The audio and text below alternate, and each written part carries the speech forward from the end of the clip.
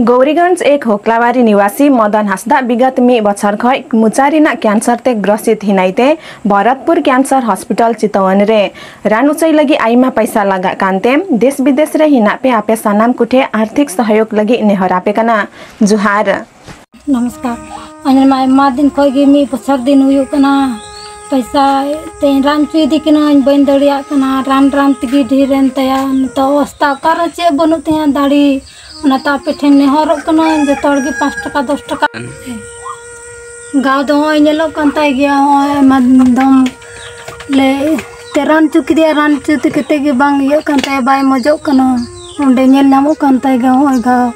मुचार कना कैंसर डर पैसा को मेन का लिया बलिंग दड़िया थे बन दी दड़िया कना रानचु हूँ बिस्कुटे चला रना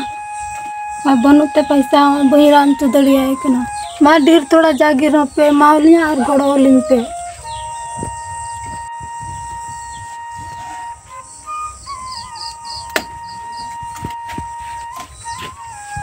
भाषा सबै